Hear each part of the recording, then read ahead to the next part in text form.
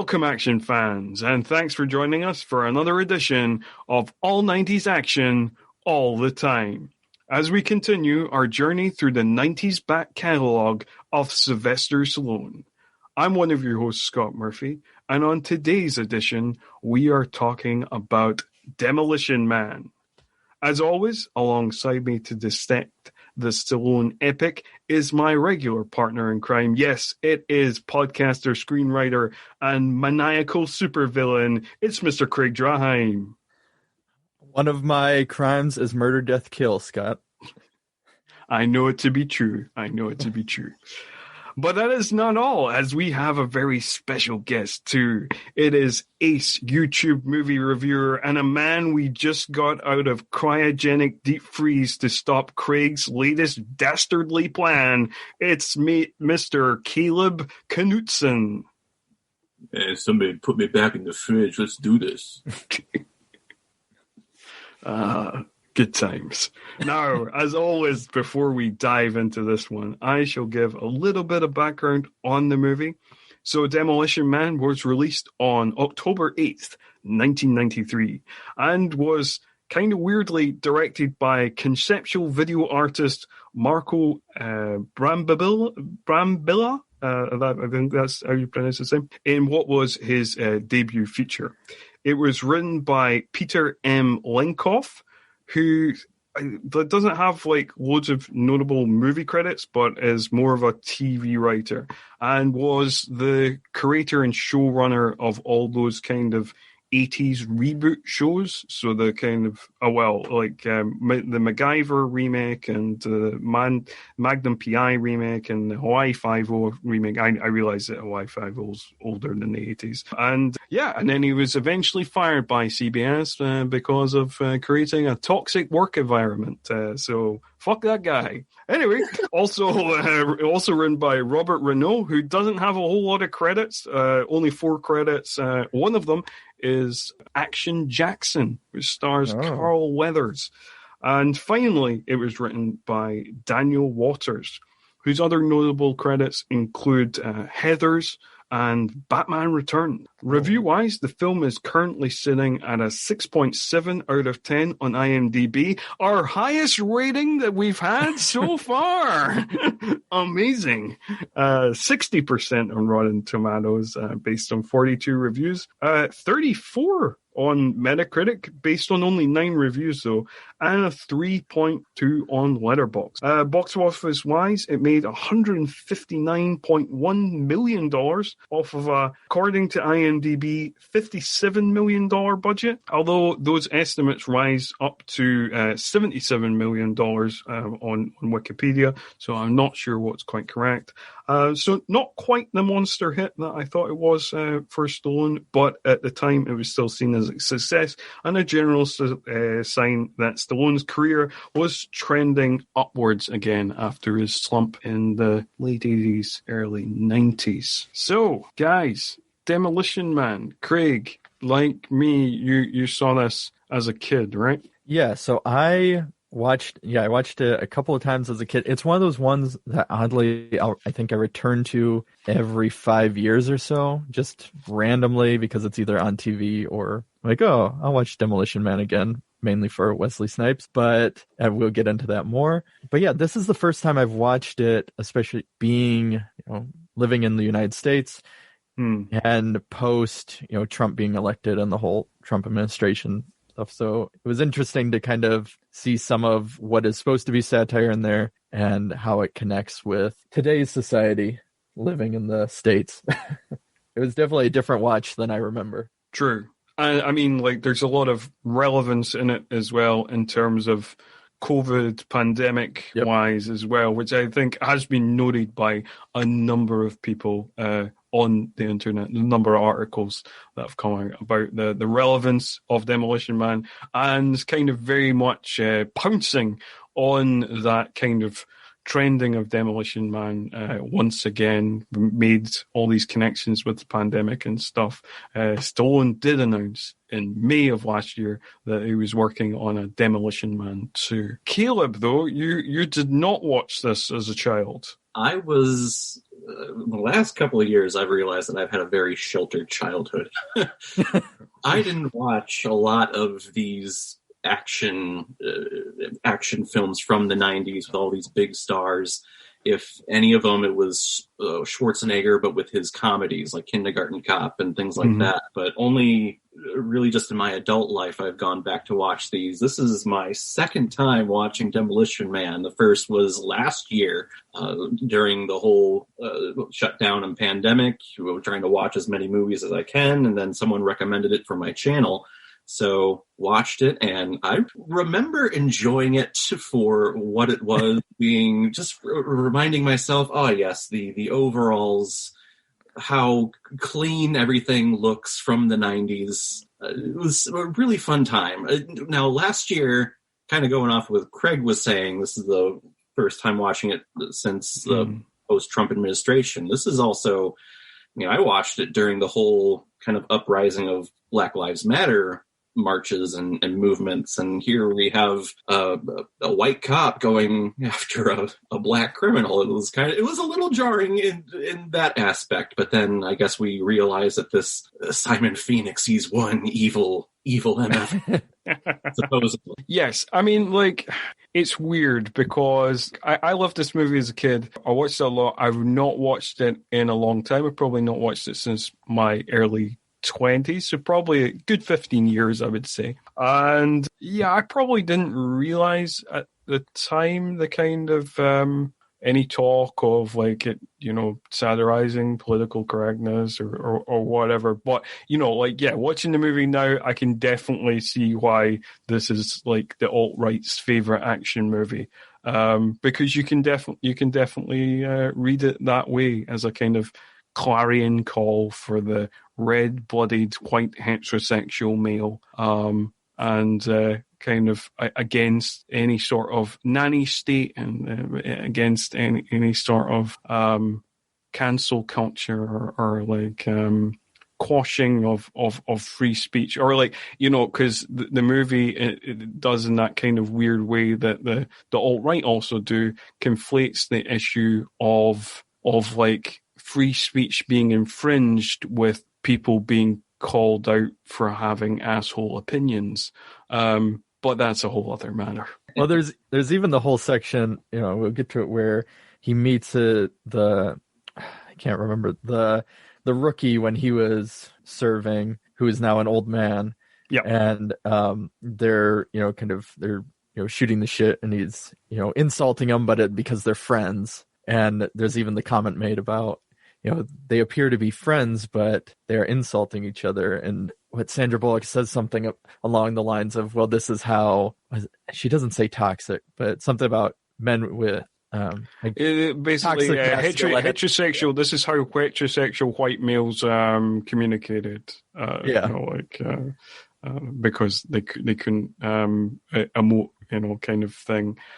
Yes, yeah. So it's this is why I can't kind of take against the movie too much on those terms, because the politics of the movie is very confused, and it is taking the piss out of kind of action movie archetypes and masculine archetypes as much as it's kind of promoting them at the same time. It's very confused, and then the ending feels kind of tacked on, but we'll discuss that obviously when we get to the end of the movie. It ends up kind of chaotic in its overall philosophy and politics. But I suppose we should. There's plenty to talk about with this movie, so we'll dive into it. Since you're our special guest, Caleb, you can kick us off with how the movie starts. The year is 1996, and Los Angeles is just one big dumpster fire of Americana. And there is one cop that just demolishes everything wherever he goes to take down whatever criminal he's going after, and that is John Spartan, played by Sylvester Stallone. And here at the beginning, and maybe someone can fill me in on this, but gosh, it feels like there is a lot of stuff that was cut out somewhere in here, but we just jump right into it. He is going to this abandoned building, supposedly, where the crime lord, murderer, serial killer guy, whatever exactly he is, Simon Phoenix is, and he needs to capture him because he needs to. That's I don't know. Like, the movie can't quite decide. Like, he seems to be like he's equally presented as if he is a lone maniac killer, and as if he is some sort of kind of drug kingpin overlord. Like it. Yeah, the movie can't quite decide. It's never fully established. You never see him being evil or doing any of this. Yeah. He's just there, and we, the audience, are just told, "Yep, he's bad." Okay. Yeah, he's basically like a comic book villain, or where it's just he does, because they show his rap sheet. I think at one point later on where it's like, oh, he's just done everything. That's the type of villain he is. He's just. Oh yeah. Because yes, when it cuts to the future and there's the roll call of his rap sheet, it's like just everything: drug possession, rape, murder. The thievery. Yeah, just everything. Yeah, that's true. They want us to know he's just an all-around bad guy. All-around bad guy who blows up this building that Spartan, they get into a tussle, and Spartan gets Simon out of the building. Supposedly he has hostages, but then he's like, no, I don't. But then they get out of the building, and Spartan is being drilled by his superior officer. Gosh, you destroy everything that you come in contact with. And then out of nowhere, this other cop guy comes around the corner and says, Chief, there was like 20 or 30 bodies in there. Oh no, that's all the hostages. Apparently that means that we never see. Yeah. But he did a thermal scan beforehand, and it didn't say there was all those hostages. Oh, that's true. True. But for some reason, the chief takes the word of a well-known criminal over the, I don't know. Because Simon is saying, yep, he knew that they were there the whole time, but he didn't care because he wanted to come after me. Yeah. Which he says in hilarious stuff. I did want to, there's a couple of things I wanted to mention about this scene as well. One, that it looks very much like Escape from New York. We discussed that kind of just before we started this. And I double checked that Escape from New York was set in 1997. So it's very close. And then the far off year of 1996 when this was made in 93. But anyway, and it's weird. It's weird. It looks like the helicopter or something's firing off lasers in the opening scene. And I thought it was very funny, and I think this goes to the fact that Stallone is the only one who thinks he's in a serious sci-fi action picture. Is like the start where he jumps out the plane and he just growls, "Phoenix!" I was like, why? Well, that's a character choice. I don't know what you're doing there. Are we supposed to believe like these are like two just like long time foils of each other? Like yeah, we're just supposed to kind of dive into that and believe that they have this kind of long standing history, and he's been hunting them down for years or whatever. Yeah, I think we're just apparently this in the original script, this scene didn't exist. It was inserted in a rewrite that Fred Decker did. He did an uncredited rewrite. Yeah, so he inserted this prologue. So the original script opening was just them coming out of cryogenic. Presumably, yeah. Oh, wow. Yeah. So and I like Fred Decker's quote that if you don't see Kansas, Oz isn't so special. I thought that was quite a fun line. Obviously it went through various rewrites because the original script was done by Lenkoff, and he wrote up kind of straight up kind of inspired by Lethal Weapon kind of action movie, and then like the satire and the comedy and all that was really added by Daniel Waters, who obviously has a good hand at comedy. He wrote Heathers, and like you can tell as well that the year before he had written Batman Returns, and that's why maybe like Simon Phoenix has that kind of comic book quality to him. And like the other thing I wanted to mention about Simon Phoenix is just the fashion. Just what his get up he's wearing. I definitely think this needs to be mentioned. I mean, like, I don't know if either of you guys are wrestling fans, but there was a team that a kind of short-lived team, which I think was called High Energy, that like was Owen Hart and Coco Beware, and the jacket he's wearing is very similar to, like, you can look that up. It's very similar, and he's wearing like, as well as this very early 90s check jacket, he is wearing like basically MC Hammer parachute pants as well. It's amazing as a get up. Never thought in a million years I would be on a podcast where someone mentions Coco Beware. I drop random wrestling references into all my podcasts. Yeah. Man, wow. You mentioned Batman Returns. Little fun fact I realized when I'm listening to the music, the score of this opening sequence, I'm like, I have heard this melody line before. I've heard this type of music before, and I was getting Batman vibes from it. Come to find out that the composer, Elliot Goldenthal, I think is how you pronounce it, he scored the movies. Me being a huge Batman fan, he scored the movies Batman Forever and Batman and Robin, those good old little gems from the 90s. I was like, yes! He just repurposed his score. He absolutely... Yeah, for sure. I definitely think, like, particularly later on in the movie, in the sewer battle scene and in the kind of finale, the big face-off at the end, the score gets very Batman-y. Yep. Well, we'll get to all the ice puns that should have been thrown out there. Well, yeah, fair enough. Also, in the beginning, there's a lot of foreshadowing because Phoenix puts gasoline on the floor, and then he talks about being so forgetful he would lose his head, and that pops up, a little liquid on the floor, and losing of head in the end. Wink. Yes. And heavy foreshadowing. Yeah. And it opens with fire, and it ends with him being covered in ice. How poetic is that? Yeah. This film is layered. So many goddamn layers. The beginning is the first 6 minutes. I know. What I'll give this movie, especially watching it this time, before we go on further, is thinking about, I guess, writing my notes down and everything about what we're going to talk about for this.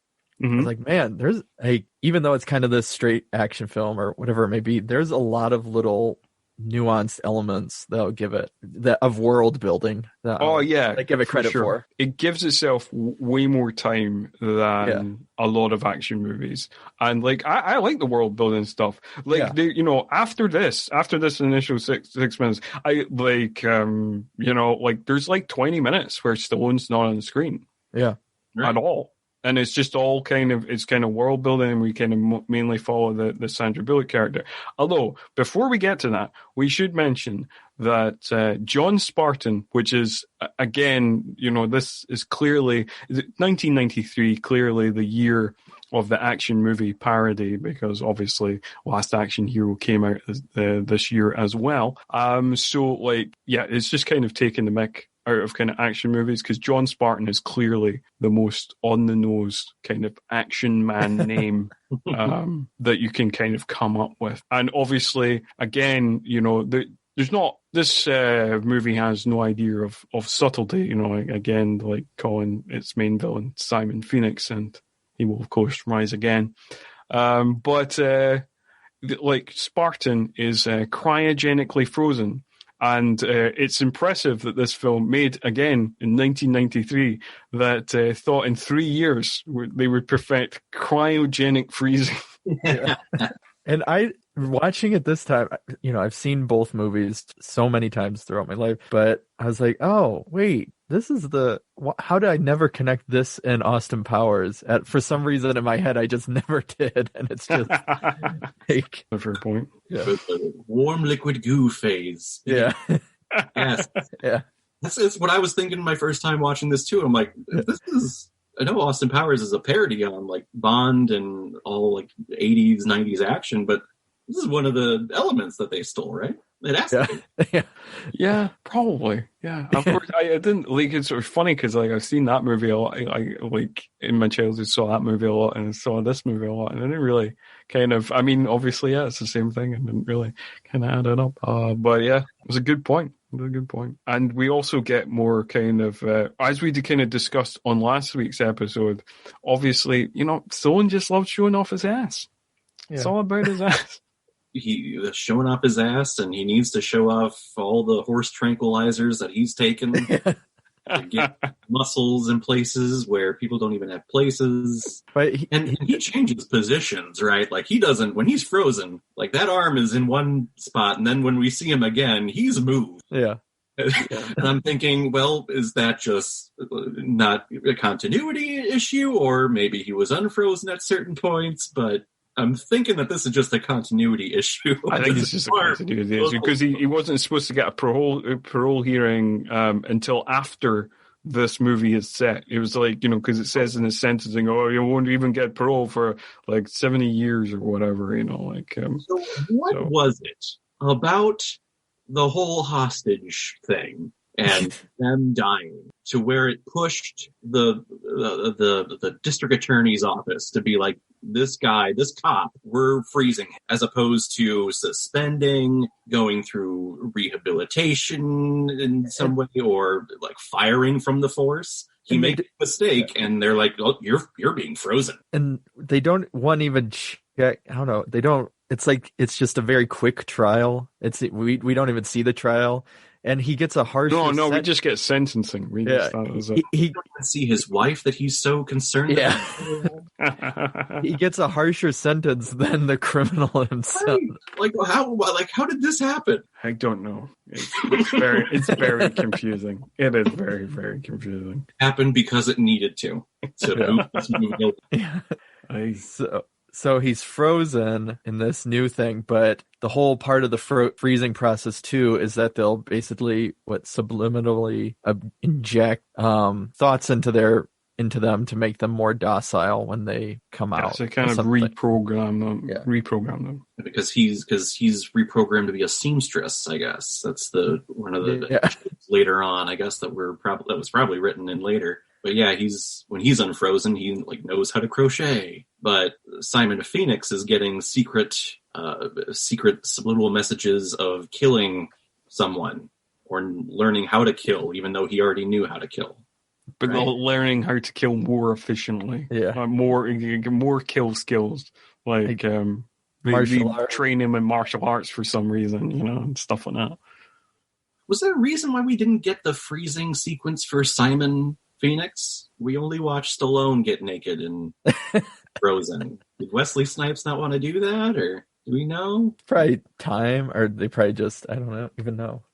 Yeah, maybe just time. I don't know. Or maybe like Stallone was like, no, I'm the only one getting naked here. Because they're trying to promote that these two people are they're opposing forces. Why not have the dual shots of both of them going through the same horror of being frozen? But I guess, Scott, I think you're right. Stallone was just like, no, shoot my naked body. I'm the one who got it. Do you know what? You talk about that of like them being two opposing forces, and I do feel like because Snipes as Simon Phoenix kind of cuts all his dialogue like he's cutting wrestling promos. Like I always remember the VHS cover for this where it's just them facing off, and it does look like a WrestleMania videotape of like, it's the irresistible force meets the immovable object, like it does definitely wrestling vibes.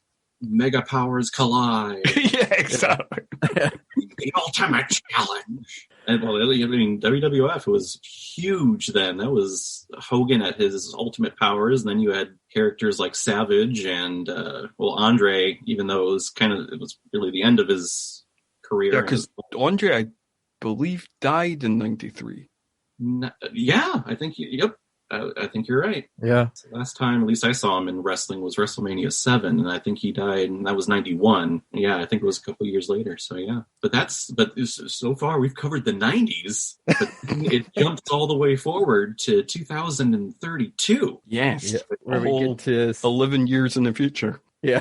And so in 11 years, we'll be in a utopian society of... Well, yeah, again, this is not entirely explained of, how far this extends. It's kind of suggested that this only extends to, LA County. Right. Yeah, so it's LA, San Diego, and there's one more. Part of California is under this rule, but it doesn't seem like we're all part of it, or anything. It doesn't even seem like he's controlling North America. He's just controlling this part of California, it seems. I'm so glad you mentioned that. That was driving me crazy. Is this the whole world, or is this just America, or is this just California? Because I was getting the same vibe you were getting, Scott, where it was just this little small section of California. Within this time period, did all cops just in surrounding districts forget how to use a gun? Couldn't they have called someone else from, Nevada or some surrounding states to come in and take care of him? Or... Yeah, in terms of we've credited this film for world building, but in this aspect, this has always confused me. I've watched this movie a bunch of times throughout my childhood and stuff like that. But I've never got any sense from this film that this society is happening anywhere else in the world outside of the kind of mashup LA, San Diego, whatever other places in California. That Cocteau is in charge of and has created this utopian bubble. Well, they even say that because you think, what was it, the last murder or whatever on record was in there, which, 2011, I think they said. Yeah. 2010. Yeah, 2010. 2010, and you'd think there would have to be somebody on the force, like you were saying, Caleb, because it's only been, 22 years since then. Even the old guy that's working for the Force, when Stallone sees him and he's like, "Hey, you son of a gun!" Yeah, he would remember how to use a weapon, right? Yeah, which I know. So I suppose that's the other kind of confusing element in the movie, that there's older police officers who react to the violence that happens in the same way as the younger police officers, and you're like, no, you're definitely old enough to remember how violence was. So your reactions to this doesn't make any sense. Yeah. And I don't know, I know that so with that character, when I was doing my research on it, he was originally, Simon Phoenix was supposed to kill him. And that's why you just don't really see him, but they got rid of the scene. That's why you don't see him anymore. And then, I don't know. Anyways, but that's one of those weird things, because then also with the scraps, the underground dwellers, you'd think, well, why wouldn't you just move to a different city where you can have these freedoms? Why are you staying in this place where you'd have to live underground then? I don't know. Because it's a movie, Craig. It's 1993.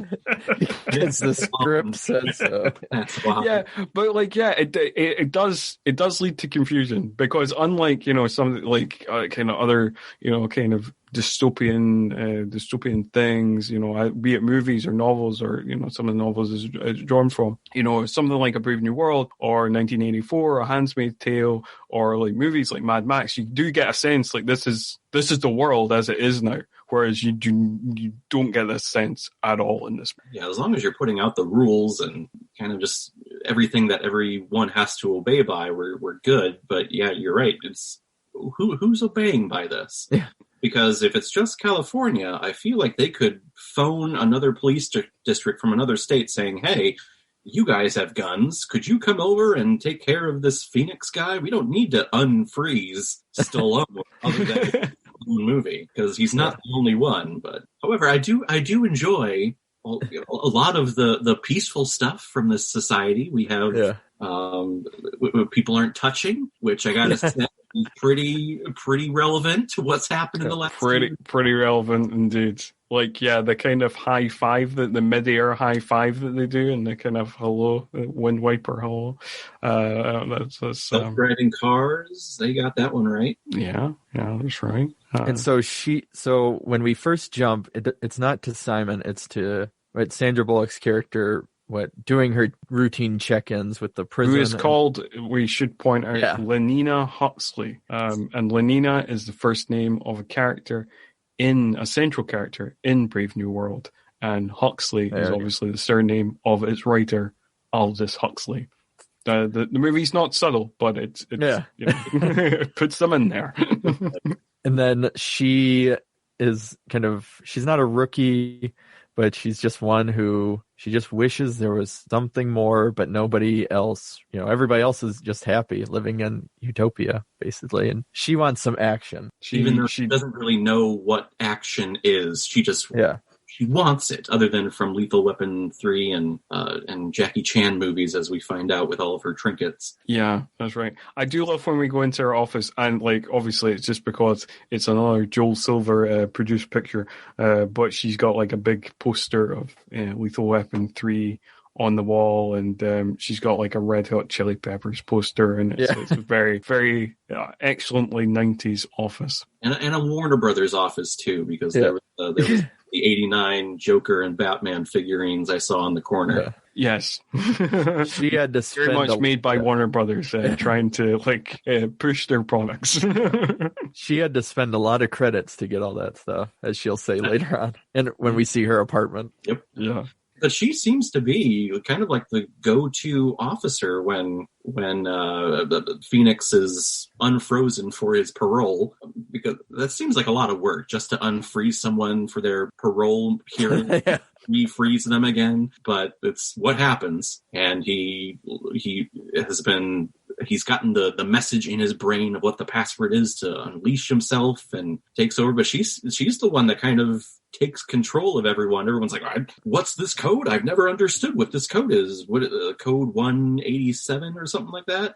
Yeah. Is murder, death, kill? Yeah. I would feel bad if my police officers didn't know what codes were in their book. I'll just put that out there. So even if you haven't seen one. Yeah. Oh, one thing, obviously the logic thing that will hurt me throughout this. Why would you have your handcuffs and all that be able to all open up with the word teddy bear or any sort of word at all? It seems crazy, but no, this is when I think. Oh, that's you're definitely. I mean, you shouldn't do this with any action movie. Bearing that sort of logic. I mean, there's kind of logic points that we can, our discussion about the kind of world building and how it's slightly askew that, is this just happening in California or whatever? I mean, logic like that, fair enough. But logic like that you're discussing now, you can't sit through action movies bearing that sort of logic on it. Yeah. It's just a world of madness you're entering into. But this is where I think you get a sense of him, but he seems more like a comic evil villain when we first meet him back in the 90s. But Simon Phoenix, I think this is where he really shines, when he doesn't know why he has the information he has, and the comedy of Wesley Snipes really starts coming through. And we talked about this before recording, we'll get to it throughout, this episode more. But I mean, for being such a horrible guy, he is delight to just watch on screen. Oh, he is. He's so fun. Most fun out of this entire movie. Yeah. Oh yeah. I think when he first unleashes himself from the handcuffs and he's just kicking those guys' asses, and he's one of his lines that he quips is Simon says die, and it's just the way the relish when he says it is so much fun. Yeah, and it even goes to he's just surprised at how good he is too. And that's what I love about it. Were those one-liners? Were they written down? Or were they? I don't know. I think the director said that Wesley Snipes did improvise some shit. So could be one of his kind of improvised lines. Yeah. And also one of the scenes that always sticks out in my mind is like I think partly because like I really don't like things to do with eyes or eye violence. So like yeah, very much as a kid, when he takes out the pen and I don't know, like when I was a kid, like I think I kind of I would continually slightly misremember this movie and think that he dug the pen into his eye and then he took it out and then he scanned it, but it's not cut like that at all. I'm just imagining I'm seeing more than I was, but yeah, always really kind of stuck out in my mind as a kind of I was wince-inducing moment. You leave the eyes and leave the throat alone. I think that's where the sheltered childhood comes from. Was anyone else? I don't know if we have any Always Sunny in Philadelphia fans here, but the password to unlock the handcuffs is Dayman. Did anyone sing the Dayman song from Philadelphia when you?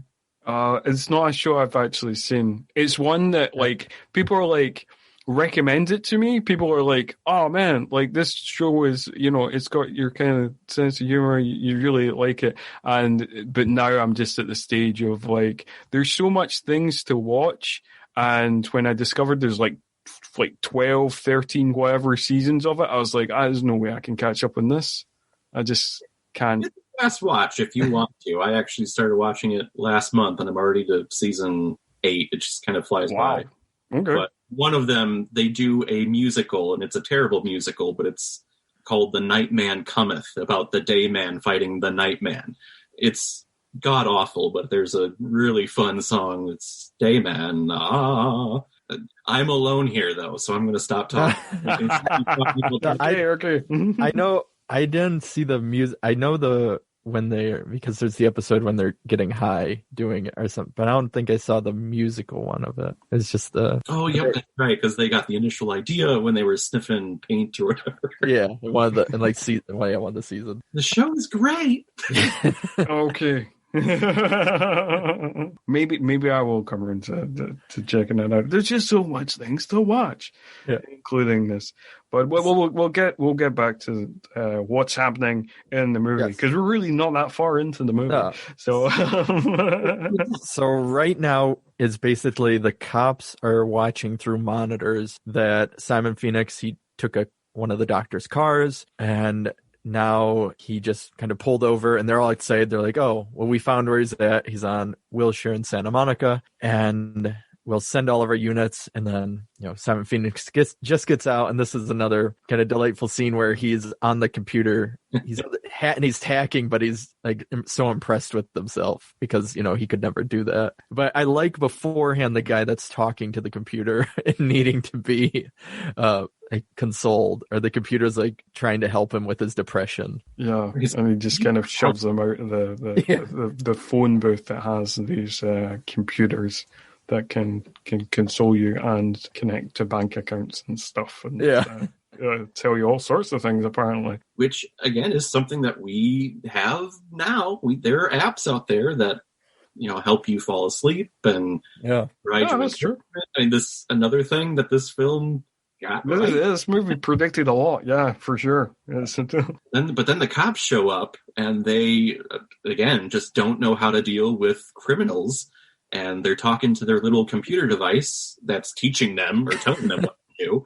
And one of the things is they say, proceed with extreme assertiveness, which I don't know what that is. Yeah. But yeah. No idea. But it's funny. Try to take them down and doesn't go well for them. Yeah. And so that's what is, I think, adds to some of the humor is that the dialogue in itself even changes. So the way they'll interact with they normally call each other by their full names, I noticed. And there's all these kind of random words that are thrown in that just feel like, from a screenwriting perspective, somebody went through the thesaurus and it's like, let's just use a bigger word or something that to make it sound more like official or more, I guess, peaceful in a way. They're all trying to, you could see where as we were talking about before, where the right would attach to like the cancel culture element of it or things like that, because everything's very PC and not wanting to step on anybody's toes, and Yeah, for sure.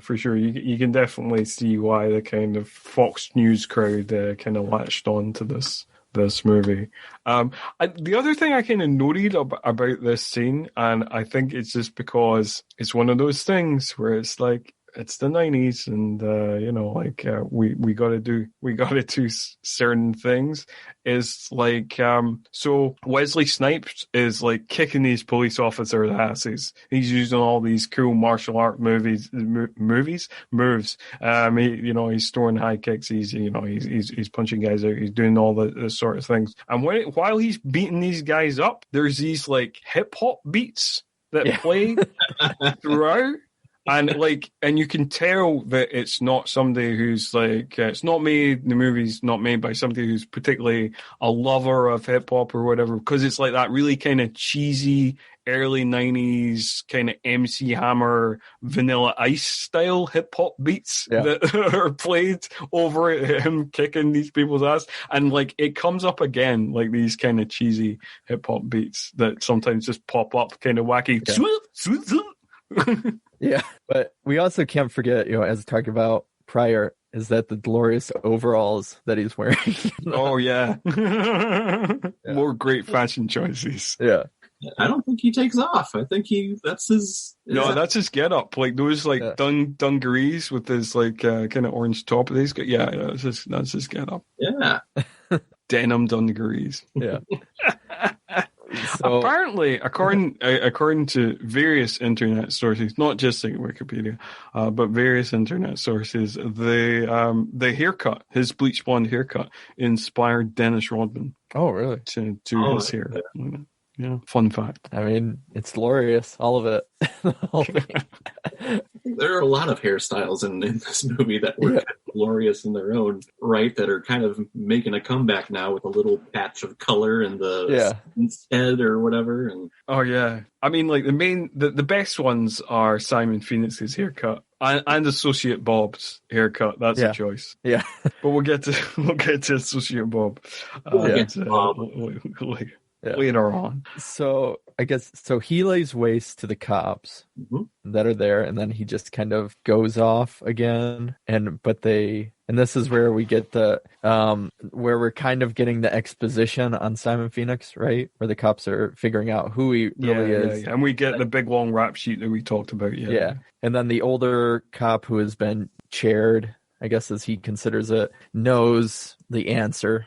But I don't think, or do they officially want to wake up Spartan yet? That's why I can't remember, or if there was scenes within it with like the CEO, or because there's a couple jumps back. Yeah, I know. Like, so before we get into like Spartan being woken up, or the idea of Spartan being woken up, we get a brief introduction of our villain, or other villain. Raymond Cocteau, who is the creator of this society, and played by British actor Nigel Hawthorne, who apparently hated being in this movie, didn't enjoy his time on it at all, and only took the role because he had previously missed out on a role in a movie called Shadowlands to Anthony Hopkins, and he really wanted to get the role for The Madness of King George, but thought that he would have to make himself a bigger name so he did not miss out on the role in The Madness of King George, which he got. But it turns out the joke was on him, because he didn't need to take this role, because the playwright, Alan Bennett, who wrote The Madness of King George for the stage, had actually demanded that both him and the director, Nicholas Hittner, be attached to the project. So if he had just passed that along to Hawthorne himself, Hawthorne would have saved himself being in this movie, which apparently he really didn't enjoy, and apparently Stallone and Snipes, as a matter of course, just turned up super late on set, and it just annoyed him, and I think he thought the whole film was hokum. So so there we go. That was the experience of British thespian Nigel Hawthorne. I'm sure he got a decent paycheck, maybe. Probably. Yeah. I mean, I'm sure he did all right out of it. And then he got his dream role in Madness King George, and I can't remember if he won the Oscar, if he was just nominated, but like, anyway, like, it all worked out for him, you know. Or as it was released in I think it was Yeah, no, it was released in the States as The Madness of King George. It was originally going to be released as Madness of King George III. Apparently, US marketers thought that US audiences would be confused that there was not a first and second part to this. I don't know if this is legend or if it's true. That sounds anyway. Right. Yeah. That sounds about right for American audiences. I don't want to come across as the anti-American, Scottish guy, Well, I'll say it. I'm American. Yeah, we're done. Sure. Yeah, you can say it, and then it's kind of fine. Then it doesn't seem like one of those fucking snide Europeans like talking shit about us again. Well, that just proves that actors will do anything for like, and I my masters have been through performance and acting, so I'm not saying it from someone who doesn't know the culture and everything. Yeah, I know about it. Actors will do anything for a role. Yeah, that's true. But I do. I mean, like, I suppose I always feel the difference is like if you're unashamed about it, I'm cool with it. If you're trying to hide it, it seems like weird to me. Like, I remember an interview with Michael Caine where somebody was asking him about Jaws 4: The Revenge, and how that is generally considered as one of the worst movies ever made. And Michael Caine very honestly answered and said, "I've never seen the movie, but I've seen the house it bought." Fair enough. Enjoys the you house. Win. Yeah. Well, because he also won the Oscar the year that he was shooting Jaws 4, and they wouldn't let him leave to go accept his award. they kept him there because they knew if he would have left, he would have never come back. Yeah, fair point. He would have been like, "Yeah, well, it's quite a lot of money, but is it really worth?" Ridiculous. A roaring shark. So much weirdness in that film. You ever want to go down that road? But yeah, we get Nigel Hawthorne, and he's telling the police chief to use creative methods to take down this ruffian. That's right. Yeah. So he gives a brief speech about Edgar Friendly, who we encounter a little while later, and then he has the call with the Chief George Earl, which is played by Bob Gunton, who previously appeared in our Glimmerman episode. Yep. Which how Bob Gunton didn't end up being a villain, I have no idea. Yeah. I actually, in my head, for some reason, thought that Bob Gunton was the villain. I don't know why. Well, you just saw his face and you're like, "Oh, Bob Gunton's in this. Oh, he's bound to be one of the villains." Yeah, I mean, I don't know. For some reason, I thought, "Oh yeah, he's the villain." And then I watched the movie. I went, "Wait a minute, no, he's cop." Did I just manufacture that in my brain that he was the villain? And it's a bit like, yes, it's a bit like when Kyle and I did the rapid fire episode, where we both misremembered that Powers Booth was a villain, one of the villains of the movie. He's not. He was a good guy. He was Brandon Lee's ally in the movie. But we just saw Powers Booth, and he was like, "Well, of course he's a bad." Oh no, okay. Yeah. Weirdly, I for the first time watched Southern Comfort this year. So in 2021, I have seen two films in which Powers Booth, good guy. There you go. Anyway, we're really not that far into this movie. We can't afford any more to it. Our tangent credits are up. Yeah. All right. So he has a Zoom call, basically, with his great predictions from Demolition Man. Yeah, with his people. Talks about Friendly, who is this. All we know from right now is that he's basically an anarchist. That's what they assume, and that he's destroying everything. And it's not actually, and he's the cause of, leading to things like Simon Phoenix and all that. And then, so he tells the chief to use any method necessary, get creative. And then is that when we kind of go into, they're talking with the old police officer which forgot to write down his name, who tells them, well, back Zach Lamb.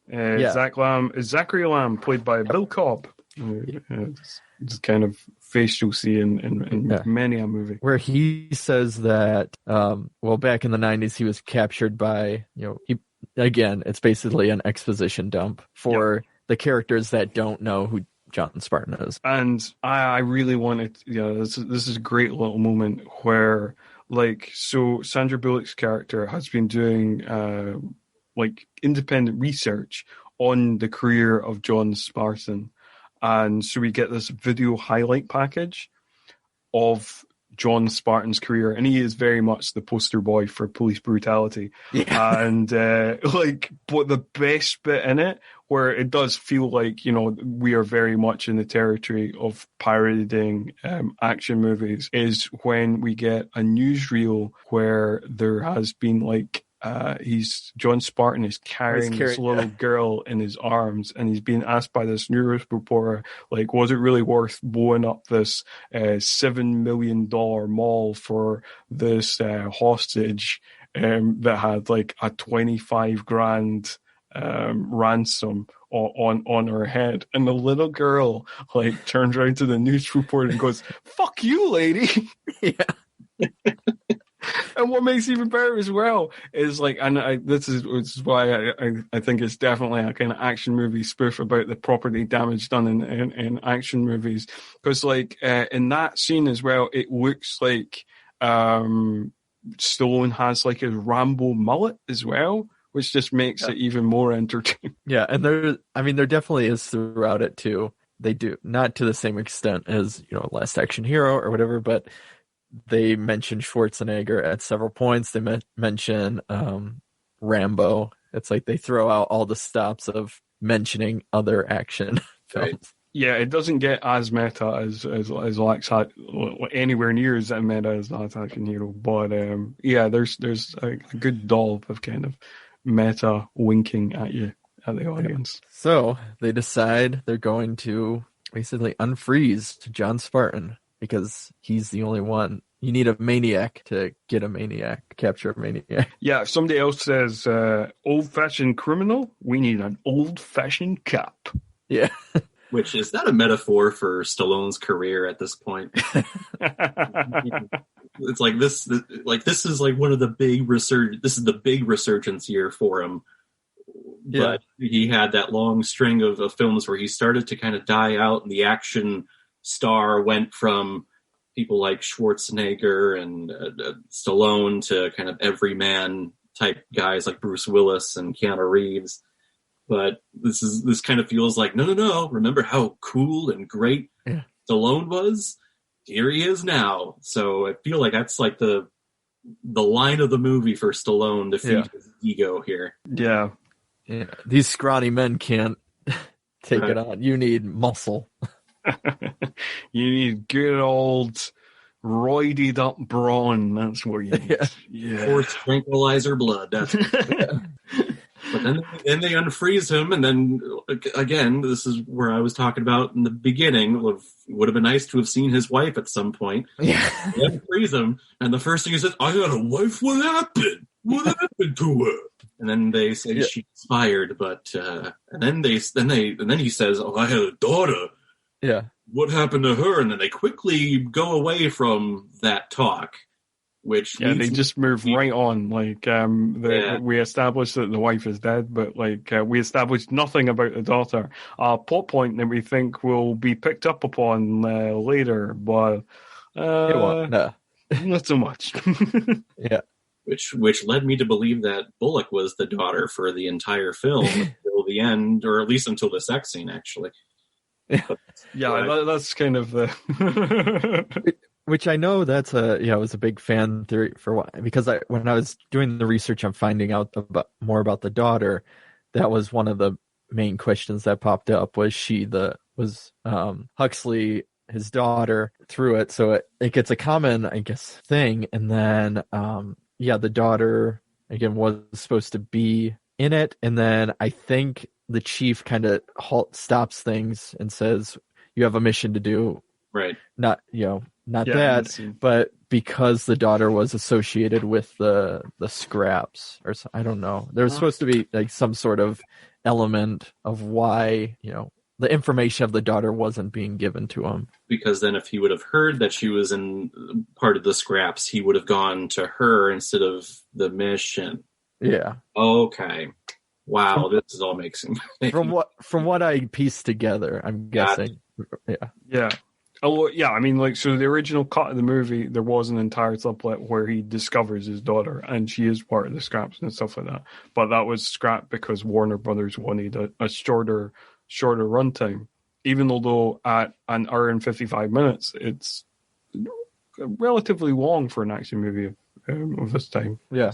Well, Warner Brothers has a history of cutting things a lot from very famous superhero movies recently.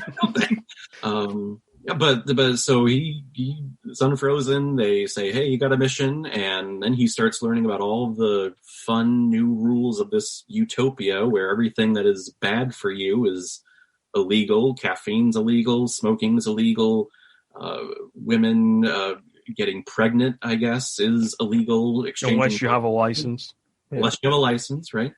Which, again, they got it right. The government putting, laws on women's bodies. They're what America loves to do. And then if you swear, you get credit, like a little paper. You get like a fine, basically. Yeah, it'll be a fine. Yeah. And that's you also you use the bathroom with shells. Yeah, there's 3 seashells that we never find out. That's kind of the ongoing joke, but everybody knows except him, and they kind of make Rob Schneider, who's a random cop in it. He makes a little joke about him not knowing what the 3 seashells do. But then we get Stallone and one of the few, but he doesn't even sell it well, I guess, for the comedy sake. He goes up to the machine that spits out the fines and starts swearing a bunch to get more paper, which is so he can have toilet paper to finally, since he's been frozen. Yeah. He needs to take a dump. Which I was wondering, because he went to the bathroom and then he comes out like, hey, you're out of toilet paper. You got these shell things. And I'm wondering, like, did you take a shit? And then just not wipe? Or did you hold it and you're waiting for something? I thought about that too, because it makes it sound like he already went. Yeah, no, it definitely does. So he was just walking around without having wiped. But hey, that's how we did it in '96. Yeah. Taking down these criminals, we don't care. All the shit covered trousers we have. On the bad guys. But he Snipes is going for a gun now.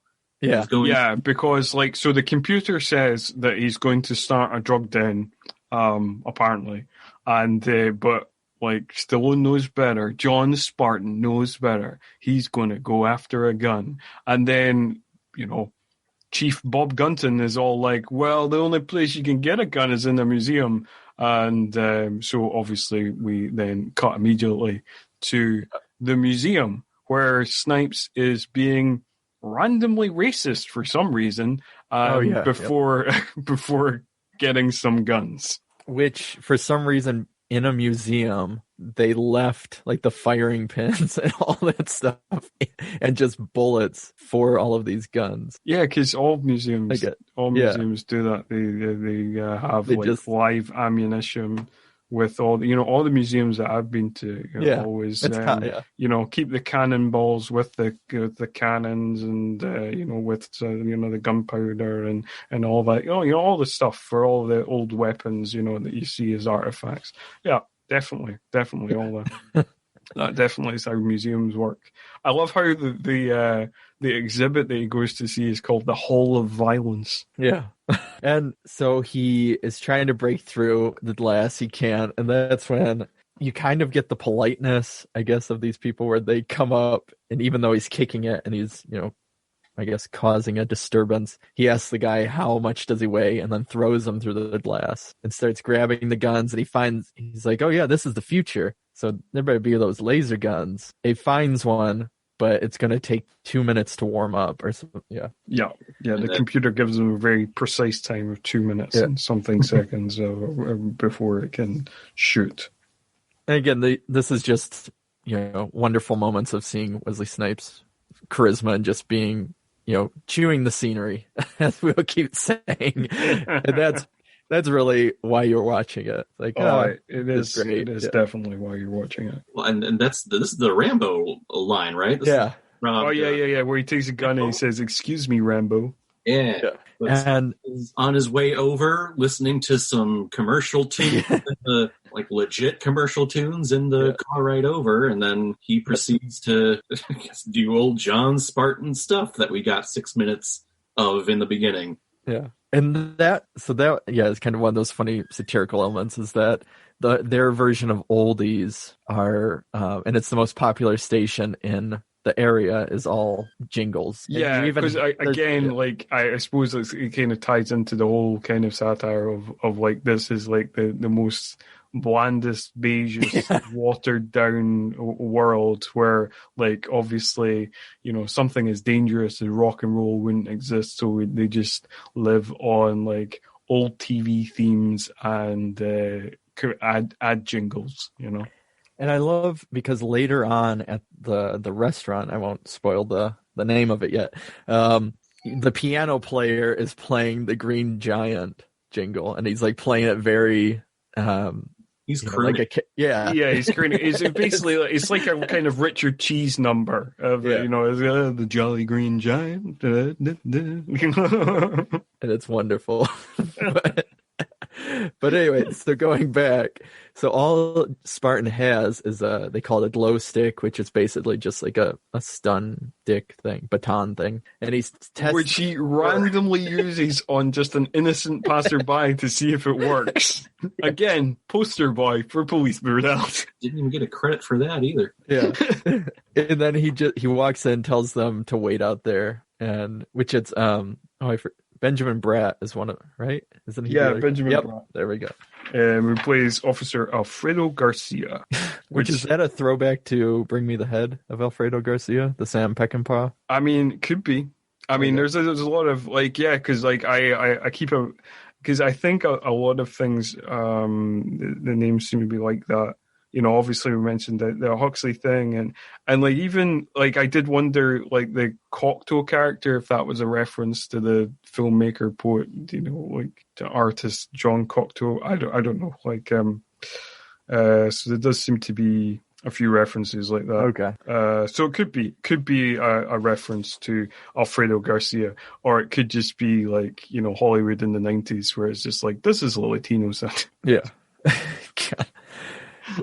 And so now they're finally meeting again, and the only way for them to meet is with violence and bullets. And this is, it's basically Spartan goes in and they're talking back and forth with one another, and, you know, they both want to kill each other, but, you know, obviously Phoenix is having some fun with it and is, you know, making comments about glad to see him, so now he can kill him himself or whatever it may be, and little quips. And then Spartan is able to get some guns, and so they're going through this whole museum firing guns, and then they go into a basement section of the museum which has a working hydrant, like a fire hydrant for some reason, with a water pump to it. Recreation of a gangster street, or I forget how they put it, but like a crime-ridden alley or something like that.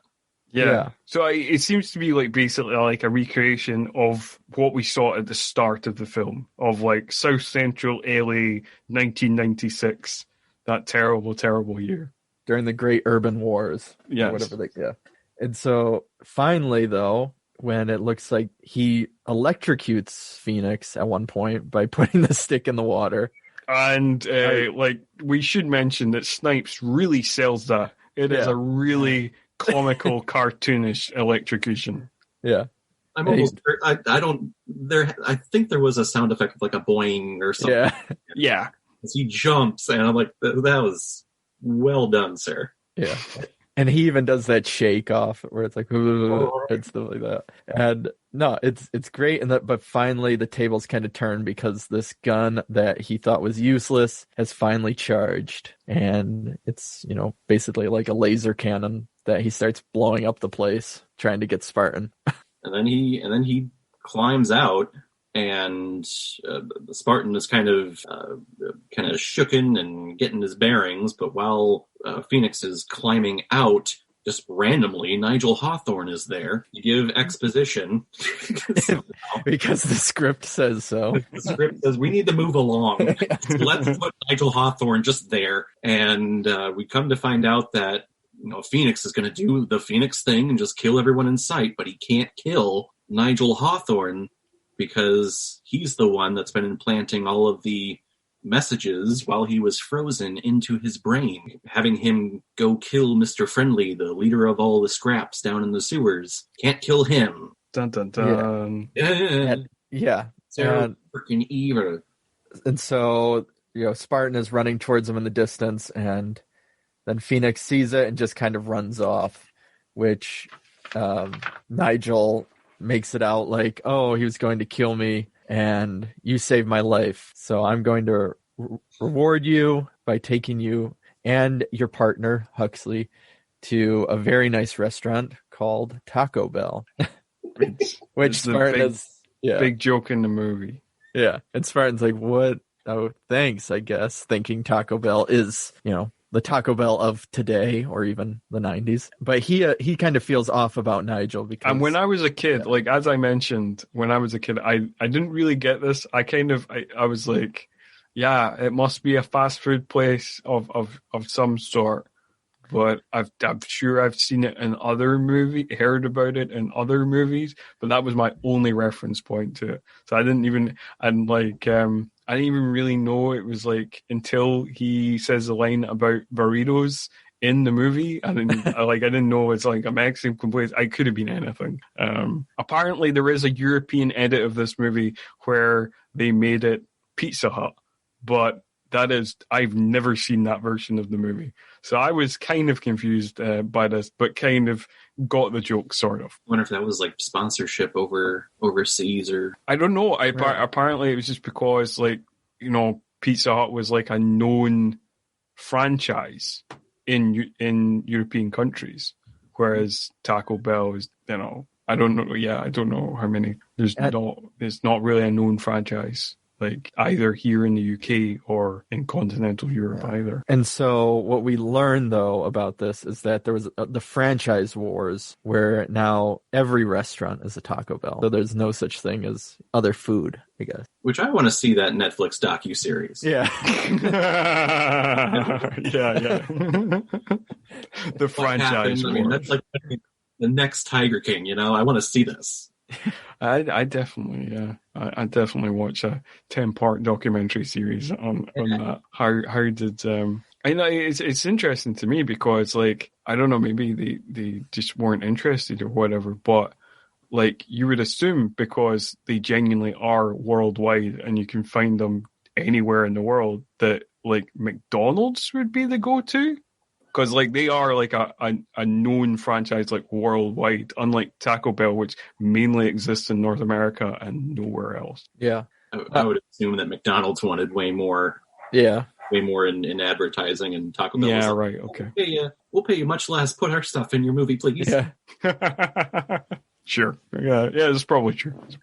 And it probably sells the joke better too, having it be something like, especially during the 90s when it was not so big. It was like, oh, you mean this, kind of area where you get, $1 burritos or whatever it may be. Who knows?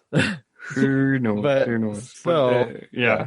They're driving and at this point, he still doesn't know how to drive these new cars, which will pop up later. And I loved how his first reaction was just I'll drive because that's how we treat female. Because I was of course this guy doesn't trust female drivers because that's exactly who he is. Yeah, and then he sits in it and he instantly just goes, "Oh, nope, you drove." I do not understand this technology. Yeah. And so they're basically they're giving a little more exposition about the world building, about the franchise wars and things like that.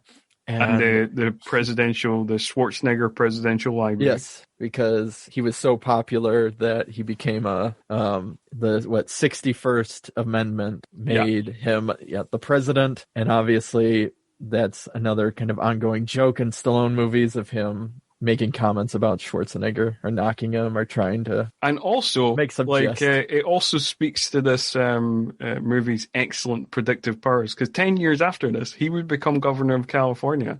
There was some minor talk of an Arnold amendment. It didn't get very far. I think it was just a few of Arnold's closest allies kind of pushing that. But there was some minor talk. Which is, it's...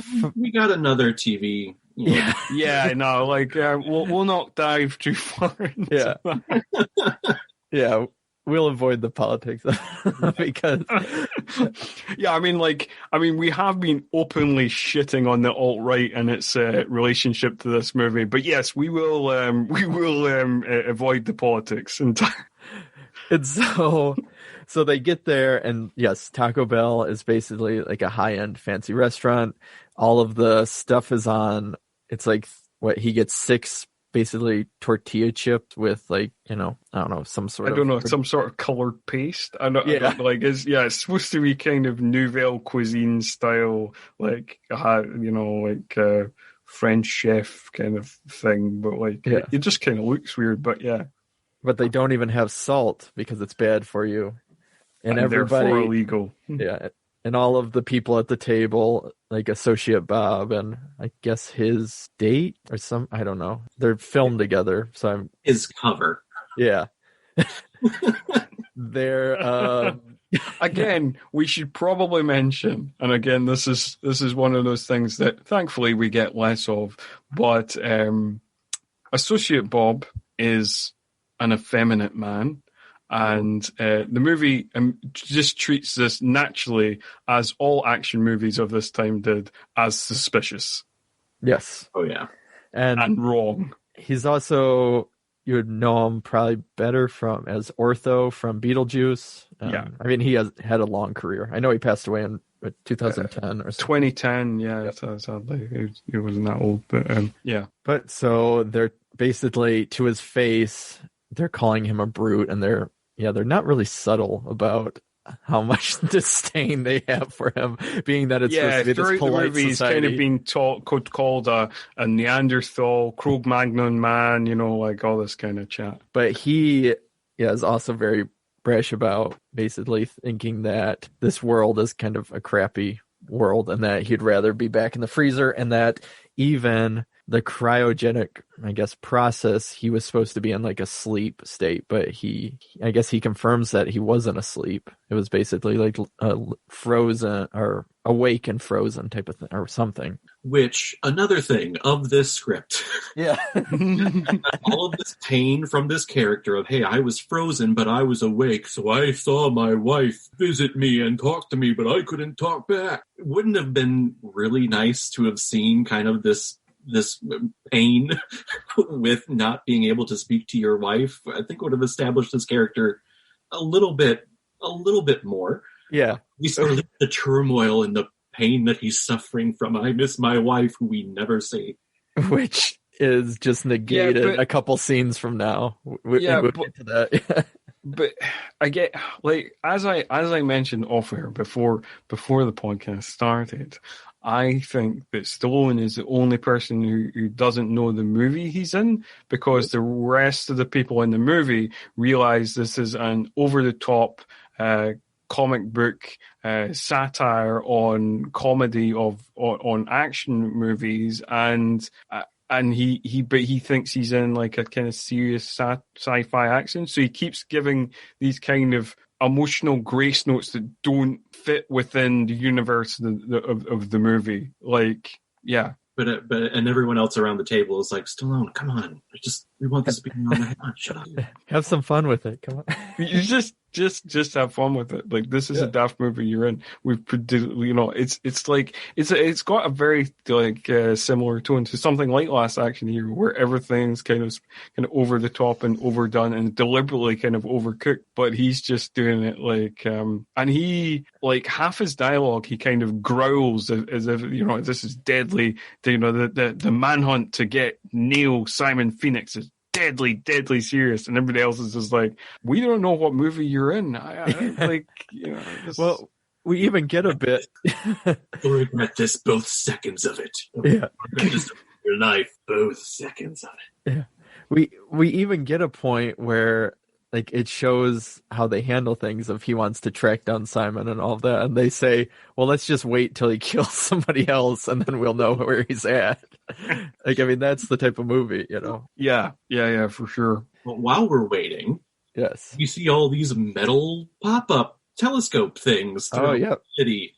And now we finally get a little glimpse of what these scrap people are, and they bombard a Taco Bell catering van out front.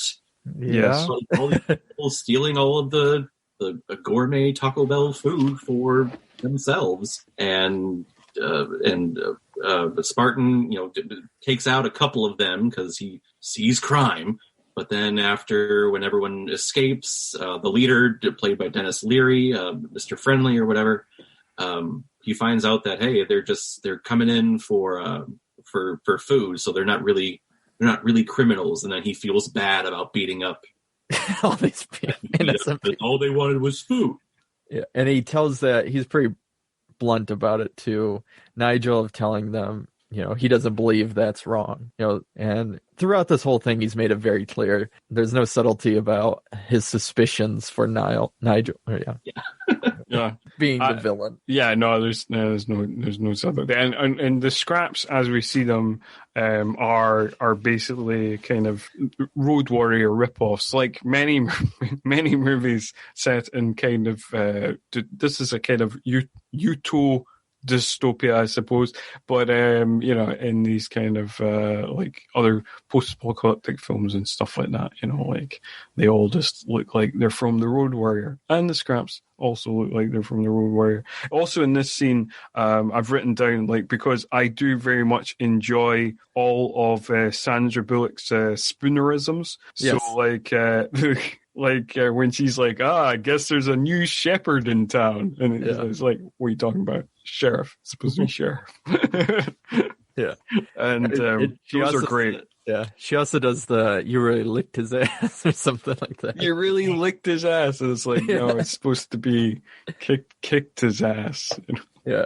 He's great here, though. He's just a delight on screen. Yeah. Oh, as much as we talked about Wesley Snipes being the best thing in the movie, Sandra Bullock is very much the second best thing in the movie. Her character is genuine, and just her constant perky enthusiasm for all that's going on, all the action and violence that's going on, and everything. And like I say, yes, her running kind of gags of all these kind of weird spinnerisms, she is a delight throughout the movie, and her performance is great. I love Sandra Bullock in this movie. And the character is the only police character here with their head on their shoulders. Yeah, it's true. She's the only one who knows what she is doing. Rob Schneider's there being Rob Schneider. He's the only one. Well, and we talked before the recording started about how we would have loved to. You almost feel like the better version of this movie sadly wouldn't have Stallone. It would have been Bullock, like learning the new way or learning the old ways to capture, Phoenix. So Huxley trying to capture Phoenix. And this would have been the Sandra Bullock movie instead of a Stallone movie.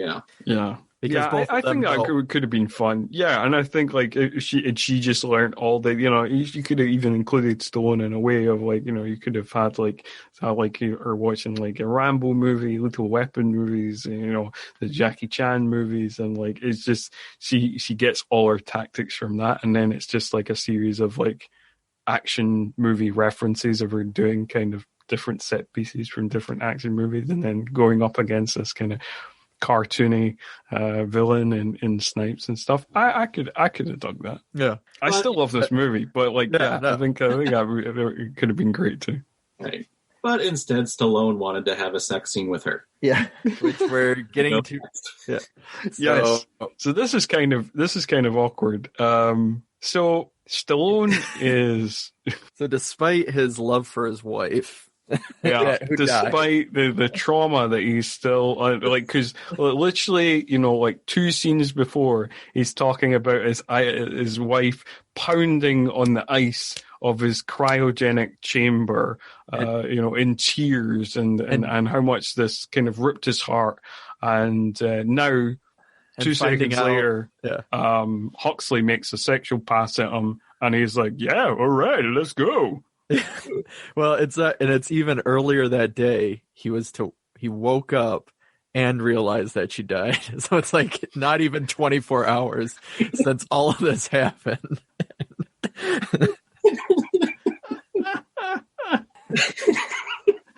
And this is the part where I'm dead set on, like, Huxley was supposed to be either a daughter or a granddaughter or something.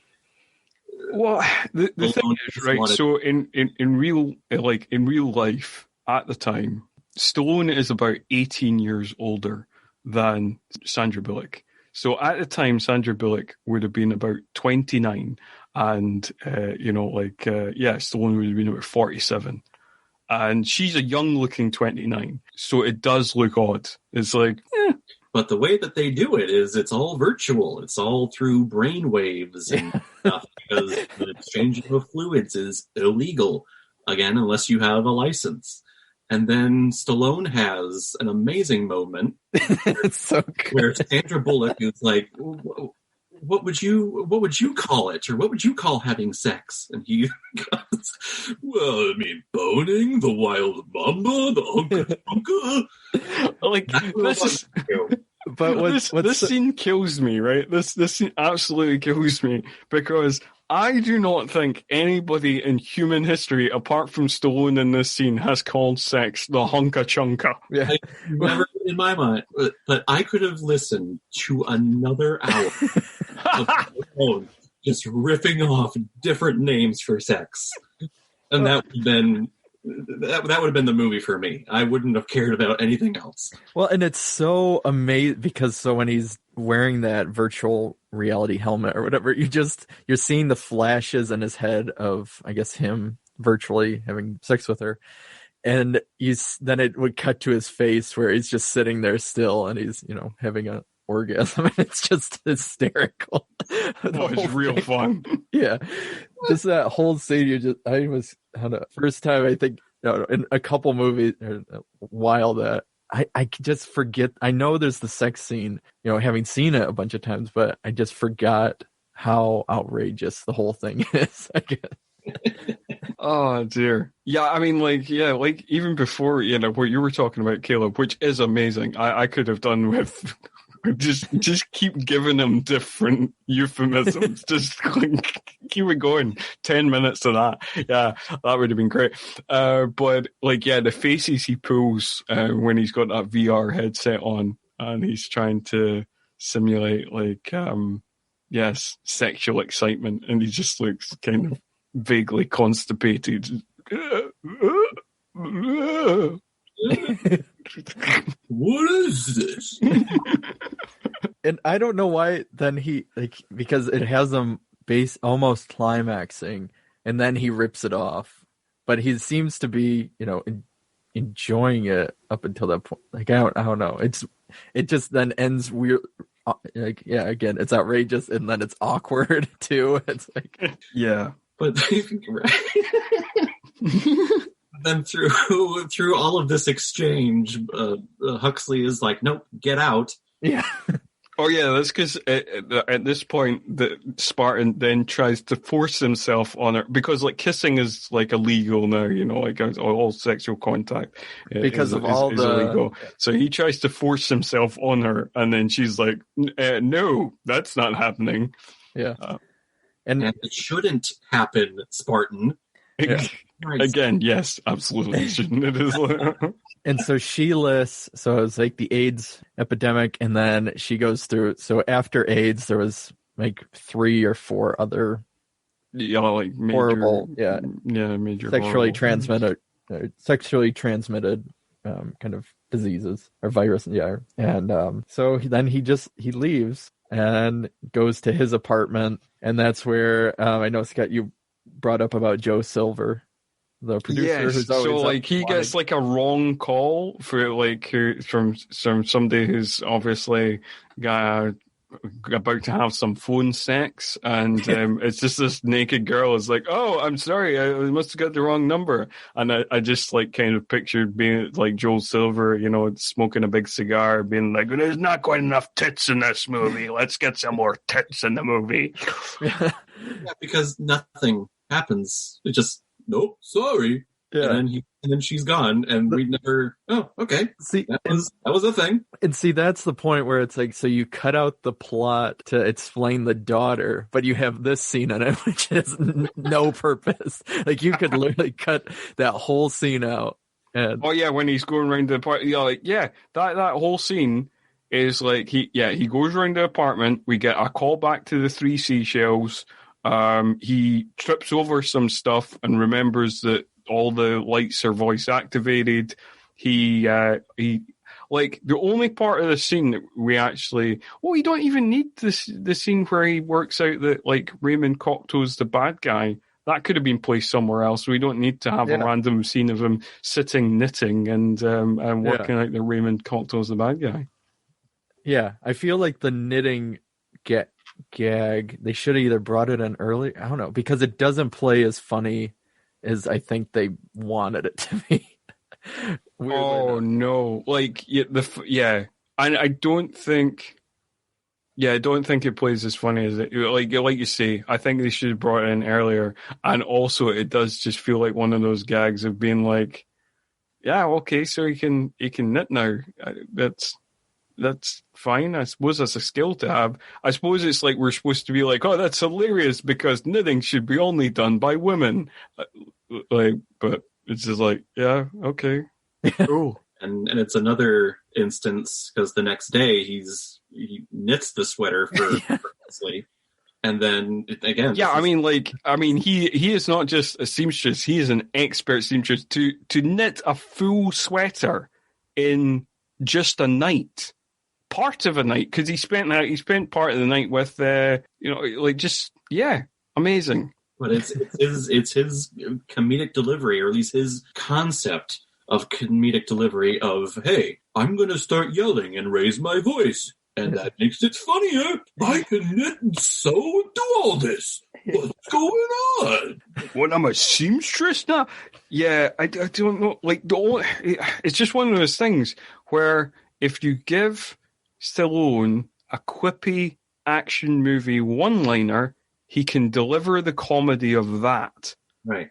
But he can't deliver the straightforward comedy. Like, it's the only sort of comedy that he can deliver of, like, where he's doing the quippy one-liners of, like, back when the hand-to-hand fight was happening where he electrocuted Snipes, before he electrocuted Snipes, where it's like he throws a TV at him and he's like, you're on TV now, ha ha ha. Like, he can do that, and that's the only type of comedy he can do. So that would have, I think we were talking about with this knitting one, would have worked because we talked about putting it earlier, and it could have even went with the concept we were saying with Bullock, if she was just the main character, of that he comes out of the cryogenic, or his thawed out, but now he's not like the super cop anymore. And so they're almost retrained, or something, so that now is just, his only skill set is a seamstress, or whatever they call it, Right, so it's not violent anymore or whatever. Yeah, and he has to kind of relearn his old ways. Oh, that could have been an interesting take, yeah. I mean, that fits, I guess, with what the joke and what the whole idea of these, like, reprogramming things are. I don't know. Yeah, but this element does, of the many elements of this movie that are actually glorious. This element doesn't work so much. And so he gets the video. So I guess the only thing from those scenes is he gets the video footage that shows that they were talking beforehand, and he wants to go confront. Yeah. That he decides he's going off of a police hunch, which apparently police officers no longer have. And he's going to talk to him, but he said he'll be subtle. And basically he just comes in, passes by Associate Bob, is able to find him despite him being originally on screen, but they just find him.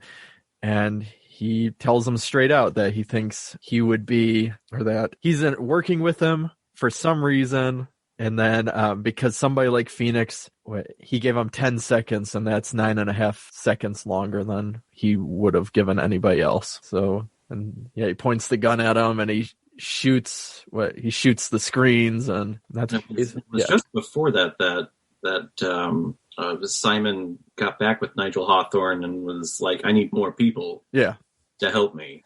Yes. And then they unfreeze Jesse the Body Ventura.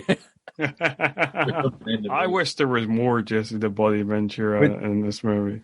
Which I heard that was one of the some of the cuts, is he was supposed to be a bigger presence in the. Yeah, I can imagine that, because it does feel kind of, because he feels like he's going to be like Phoenix's number 2, and it does feel like it feels like there should have been more of him, and it makes sense that like some of his stuff was cut, because it feels like the movie treats him as a more important character than actually the amount of time he's on screen suggests he is. Yeah, but yeah, that's the big thing. He says he has a list of people he wants thought out to take him down and do this job, and also kill Friendly, but none of those guys from New York, because they're all, which I didn't know, is that an inside joke type of thing, or because I know Snipes did a lot of films that took place in New York, or I didn't know if it was just within the script itself. I didn't know if it was a call to something else. I'm not sure. I'm not sure if I'm not sure if that's like a specific reference or just like something the script's thrown out. Okay. But then after that is when they go to investigate the underground. Yes. Yes. And again, I feel like this is one of these scenes where, like, again, everybody else knows the movie they're in, but Stallone, because like as they go off marching to the to go to the sewer, and the kind of they're before they get to the kind of manhole cover and go down into the sewer, like Stallone's just like growling orders and stuff like that, and then everybody else is kind of being comical around him, like Benjamin Bratt's like enhance your cam, and then like Sandra Bullock's doing her stuff and that as well, and it just feels again there's that kind of like slight disconnect from him to the rest of the cast. And also we get another great spinnerism as like Sandra Bullock is like, yeah, let's go and blow him. And and Stallone's like, it's blow him away is the phrase. And so, I mean, what's nice too is that what we learn about this sewer is that it doesn't smell like, because we keep getting this mentality even with Phoenix when he's going in there. He says it reminds him of was it something grits? Biscuits and gravy. Yeah, it reminds him of biscuits and gravy. Yes, again, it's not really a reference I get. I don't really want to know what it's like. Well, that's what I didn't know, because so much of the character is because we talked about like who else could have been written for it, and it's not. I don't know. It feels like one of those kind of racially insensitive comments. Because right. Yes, it does. I suppose. Yeah, it does.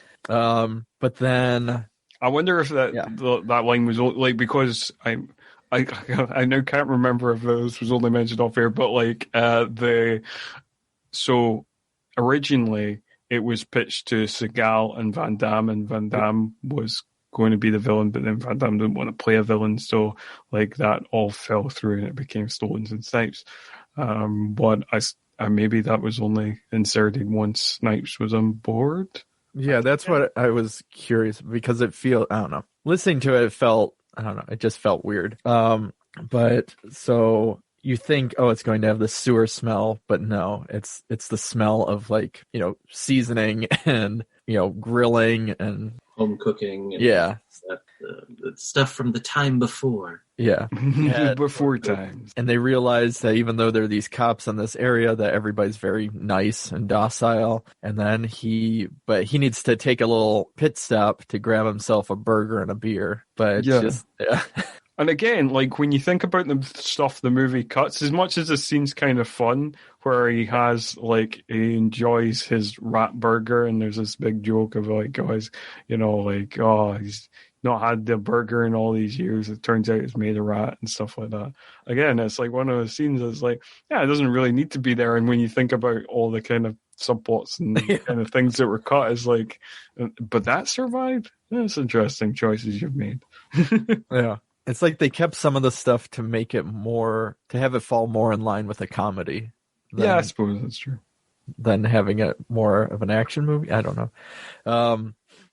But I mean, like, I think the scene works. I think it's like a fun scene. Yeah. But then they meet Friendly, who in Dennis Leary fashion is basically, or early fashion is basically giving Dennis Leary stand-up monologue at one point.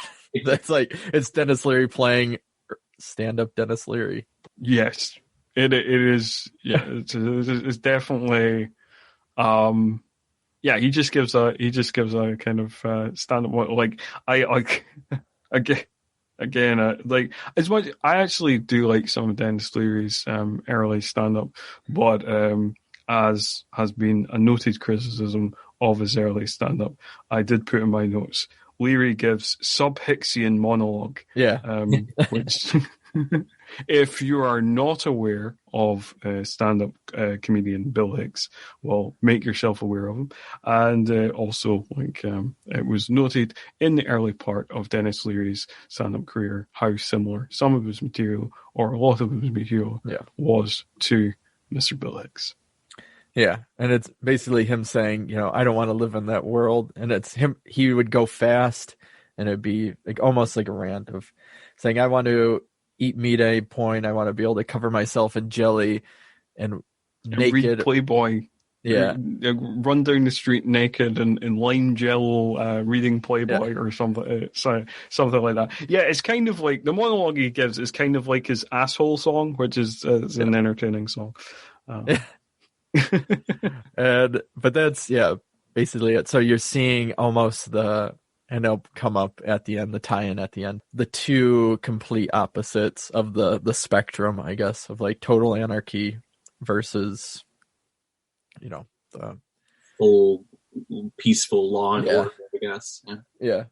And again, I suppose it makes it sort of prescient because, again, it seems to represent like the kind of two furthest poles of Twitter, Yeah. And we'll get to the amazing resolution that we.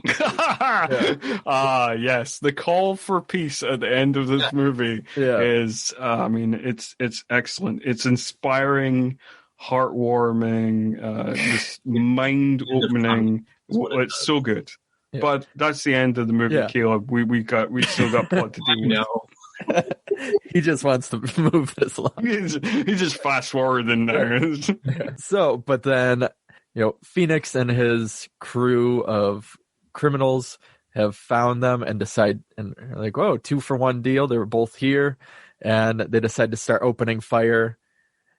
And what is it? So Benjamin Garcia is he's knocked on the head, so they have to leave him behind. But Huxley and Spartan are able to take a little special vehicle, and it's obviously it's a muscle car, and a classic one in 1970. I can't remember, but it's it's basically like a Detroit muscle, something or other. Is it some sort of Corvette or something? Okay.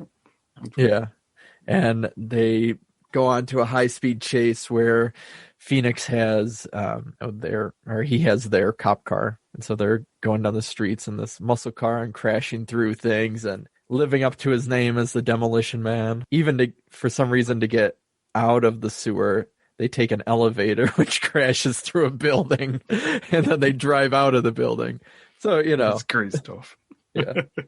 Does a single person die in the shootout? I don't know. Because I remember them shooting, and I remember sparks flying, and everyone taking cover. But I don't remember people falling down as if they were shot. Yeah, I don't know. I think like a lot of the violence in this movie is like the violence in like the A-Team or whatever, where like a lot of people get shot and like it seems like a lot of people die, but like it doesn't have any kind of, because there's no kind of blood squirts or there's no kind of impact. It doesn't feel like anything has happened. You see what I mean? It doesn't have the weight of actual people dying. I don't know. It was just, I hear gunshots, take cover, but nothing. Yeah. No bullets We do get a fun close-up of, Jesse the Body Ventura shooting a bunch of people and, looking like he's having a fun time. Yeah. So they go on the chase, and then he jumps, when she's driving, he jumps into that car, he's able to pull him out. But unfortunately, the car crashes into the water. So Phoenix is able to escape and his crew. And another joke about knitting comes up again, where the whole car is caked in this kind of safety foam. And where it's basically the car turns into a meringue. Yeah.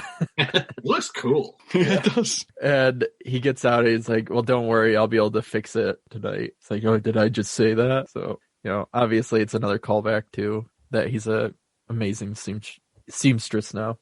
Yes. And again, it's shown that when Stallone is asked to do straightforward comedy, it just doesn't work for some reason. He just can't do it. Yeah. I've just realized, just talking about Jesse the Body Ventura, they really missed a trick. They should have gone full wrestling, and they should have had when it came to the final battle between Snipes and Stallone, they should have had Jesse commentating. They should have brought in Monsoon. Look at these two titans, Gorilla. Oh man, you're right. Phoenix and him with a real Pearl Harbor job right there. He didn't cheat. He was playing. He tripped. That's all it was. This Spartan makes me sick. And Craig, you're not getting any of this, but Caleb and I are having a whale of a time. But anyway, Craig, you were catching it up with the plot. Let's get back to the plot. Yeah. We've already run out of tangent credits an hour ago, so we're really fucking up here. Yeah. Well, so now this is where we get back to Cocteau. Cocteau. Yep, Cocteau, who, obviously Phoenix wants to just move on and not be his lackey anymore, but he can't kill him. So he just has, again, a character that's Ventura, who's supposed to be, seems like a bigger character. He just has his right-hand man shoot him. Yep, it's like that. That's it. Oh, yeah. I mean, this scene is properly funny as well. Yeah. Because Cocteau is giving this big villain speech of how he can even more kind of mold his perfect society, and throughout this whole speech, Snipes is trying to work out how he can kill him himself, and keeps pointing the gun at him at different angles and being like, God, it's so funny. Yeah. You got to mention the best lines of this speech, though, because Nigel Hawthorne, he says, the people are finally intimidated by you. And Simon Phoenix says, what can I say? People are always intimidated by me. And then the best line of the entire movie, Hawthorne says, yes, but this time they're really intimidated by me. I put down here writing. Caleb, though, are you really saying that's an even better line than what, booning wild member of the Hunka Chunka? You know what? Yes, this is the best line. Okay. They're intimidated. No, they're really intimidated. Craig, you mentioned the thesaurus earlier on. Yeah. It's really intimidating. Yeah. I like to think in the script that really was just all caps. Yeah. And no, it's great all around. And so what is it? He's going to kill Associate Bob too, but Associate Bob being that, he clings to whoever's in charge, I guess, in that way. He says, well, I can help you. I have better ideas. And that they're going to basically unleash the army of frozen prisoners. Yep. Because the plot. Yep. Because the plot. It seems like if he was, no longer attached to that guy anymore, he would be now fine just doing whatever. But, Apparently Phoenix has this urge to lead an army of criminals. Yeah. I guess that is his deal that has been well established throughout the film. Yeah. Has always been his plan, not just randomly murdering people for his own amusement. Anyway, Spartan and Huxley come on to the scene. and they're going to stop it all. Yeah, this is we're finally at the climax of the movie. It just kind of moves. Yeah, it moves real quick from now on. And Huxley plays a huge role, that she knows how to, fight really well. So obvious, because of Jackie Chan movies. So obviously she will play a bigger part in the end. Of course. Yeah. Yeah, so in this action sequence, they take on various of the henchmen of the cryocons, as they're referred to in the credits, and Huxley beats one of them up with her martial arts skills, as we've talked about, learnt from Jackie Chan movies, and then saves Spartan's life by shooting one of the guys who was creeping up behind him. And so obviously, yeah, they're going to tackle Phoenix together, or what actually happens? Caleb? Oh, she gets knocked out from one of the nightsticks or whatever it's called. I forget what it's called. Yeah, the one, yeah, the baton thing, yeah. The baton, yeah. And then she's just put aside out of harm's reach. Because you know what? This movie is Stallone versus Snipes. And it needs to come down to Stallone versus Snipes. So yeah, they need their mania moment. This is the mega powers colliding. And they go to the lab, the cryogenic freezing area where everything is starting to happen. And they start having their good old shootout. Which Associate Bob leaves him because they're shooting each other. I forget what the exact line is. He's just like, bye. Yeah. Well, I like how just before we get like the final battle as well, like in last week's film Cliffhanger, there was a scene where we knew that Stallone meant business because he turned his cap backwards. In this movie, we know Stallone means business because he gets his beret back. Oh, yeah. Well, and then they're unthawing prisoners, and one of them is Jeffrey Dahmer. He's like, "Oh, I need that guy." Like, I think this is one of my favorite lines in the movie, just with the relish that Snipes says it. He just goes, "Jeffrey Dahmer, I love that guy." Yeah. As if we didn't know he was evil enough. Oh, even at this point in the movie, we are still establishing how evil Simon Phoenix is. So they start fighting. Spartan is grabbed by the claw thing that's supposed to grab the chunks of ice, and he's going to be dropped into, isn't he? He's going to be dropped back. He's going to have target practice. Yes. Shooting at the claw and keeps him missing. So I guess practice makes perfect. I guess he's gonna keep trying to shoot him, but he uses the I don't know what's in the hydraulics of the claw. He freezes it and then breaks out. Yeah, it seems like I don't know. Like he breaks one of the kind of pipes. And it seems like, I don't know, it's like liquid nitrogen or something, and then he kind of sprays that on the claw, which freezes the claw, which makes it malleable enough to kind of smash. And then that foreshadowing starts to come in to the first battle of the movie. So this is hand-to-hand combat round 3. Yeah, and they're in. So there's the liquid everywhere. Which is it water or at first, or is it just the?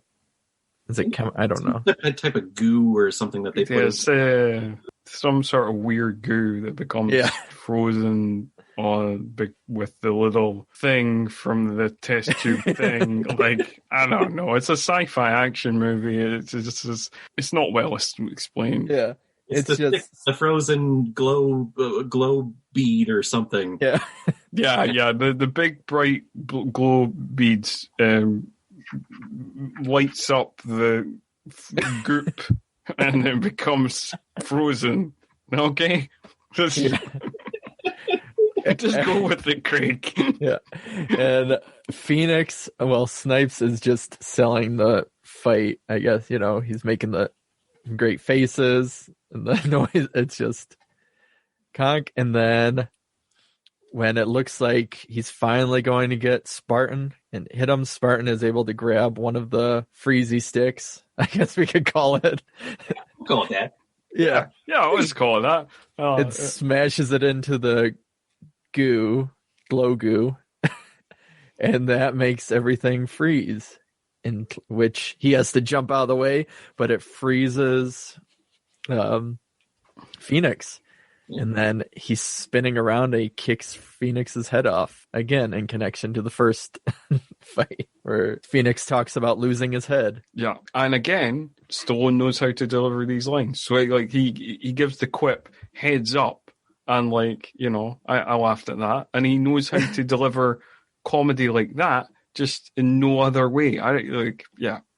Still baffles me, but anyway, it is what it is. So now we're kind of reaching the end where he comes out. The chief has to give kind of apology to him. We get dramatic running away from an explosion. Yeah. Oh, yeah. We can't not talk about it. We can't not mention that. We have to mention that anytime it happens in any action film, because it's always good, dramatic slow-mo running away from an explosion. Yes. And as the building is kind of blowing up with all of the frozen prisoners, makes you wonder, well, maybe some of those frozen prisoners weren't dead. I don't know. They're all dead. Just assume that. All the prisoners. I mean, shouldn't we freeze him again since he killed all of these people in this building? The many, many more people in this. Yeah. Earlier during the car chase, we forgot to mention that that it turns out all of the hostages from the very beginning were dead before the explosion, and that Phoenix was just framed Spartan. Oh, so we do? Yes, that was a kind of like big reveal of like, oh, he was innocent all along. And that's why his thermal scan only scanned like 8 people, because like they were already dead. They were already dead. That completely missed me. Yeah, it's because we couldn't have like our hero be like an anti-hero. He has to be a hero. So yeah. So there was that. And so he gets out of the explosion, and luckily Huxley woke up from her being knocked out so that she was out of the building. And then they're greeted by basically everybody left in the movie that are the good guys. And then now Garcia is joined. He's one of the scraps for some reason that it's just like, oh, okay, he got knocked out once and now his whole life has changed. Again, just got to roll with it, I suppose. Yeah. The film is just trying to wrap up as quickly. Yeah, it really is. It's just kind of like, we're really this is the end of proceedings. Like, don't pay attention to anything. Just like, good guys won. Yeah, and so they're going to do, there's the two opposite sides, and Friendly wants to just really, paint the town red, I guess, with anarchy. And this is kind of the glorious moment that we've been discussing throughout, of it trying to say we should all just get along and find a middle ground. So Caleb, can you wanted to talk about this? Yes. This amazing clarion call for peace and harmony amongst all people across all political spectrums. Well, coming from the man who ended communism in the 80s after he defeated Drago, it could only come from the mouth of Stallone by saying to societies that, well, I guess you'll figure it out. Yeah. You're just going to have to find some middle ground here. And like you say, I think the film is just so concerned with wrapping up. It's just like, we don't care anymore. It's like, it's the way he says it, of like, well, you guys, you gotta get a whole lot cleaner, and you guys, you gotta dirty yourself up a bit, and then like maybe something in the middle work. Yeah, well, I don't know. Well, you'll figure it out. Come over here, but looks like I kiss you. Yeah. What? This is Deus Ex Machina. Let's wrap this up as quickly as possible. We're well over an hour and a half time. We're done here. Yeah. And then we end on a great, like a sweeping, non-consensual kiss, and it's supposed to be real sweet and romantic, and then one last 3 seashell callback Oh yeah. What is the deal with the seashell? But she also says, so is that what all like touching or makes some comment about like is that what all fluid transactions fluid are like? exchanges are like, yeah. And he's He's like, that... no, it's better. Yeah. And then we get original Demolition Man song in the credits. Yes, the Demolition Man theme sung by Sting, and it rocks. Yeah. I'm loving its early 90s vibes. I'm not gonna lie. Yeah. Apparently, this was there was like an earlier version of this song. Apparently, the song was actually originally on a Grace Jones album, and this is like a kind of heavied up version of the original song. Like Sting wrote the original song as well, but yeah. Apparently, there was an earlier version on a Grace Jones record called Night Clubbin'. Interesting. And that's it. We've got there. Yeah. We were in much less of a hurry to wrap up than the movie was. Yeah. So that was our thoughts on Demolition Man. If you've got thoughts of your own that maybe contradict our thoughts or agree with our thoughts, please do get in touch with us. Please do rate, review, and subscribe to us on Apple Podcasts, on Spotify, basically wherever you get your podcasts from. It just leaves me to thank my regular co-host, Craig Jaheim, who will be coming back next week for The Specialist. Yep, it's always a pleasure. And thank very much, Caleb, for coming on as our very special guest for the day. Before we go on out, do you want to give your YouTube channel a quick plug? Yeah, sure. If anyone is listening to this and and we're not annoyed by me at all, you can check me out on YouTube under Caleb Watches Movies, where I just randomly select any movie that I own or ones that are recommended to me and watch them all at random and give my thoughts. And just a fun thing that I started a couple of years ago, and it led me to talking with you two today. So I appreciate any subscription you would provide for me. And it has a really kind of down-to-earth approach too, where you look at it as like just a regular viewer as well. Oh yeah, I really know nothing. It's just the average guy just watching a movie, saying, "Okay, I like this and I like that." So that's my take on it. So, but I thank both of you, Scott and Craig, for inviting me on here. Hopefully, you'll be back again for other films. Again, the whole '90s action genre I was sheltered on. But I've been opening the door more, especially with films like this. So thank you. Excellent. Yeah. So we definitely recommend to all our listeners to go and check out Caleb's channel, and we will definitely have you back on, Caleb. But that really is all for this time. Please be sure to join us again next week for The Specialist. But until then, see ya.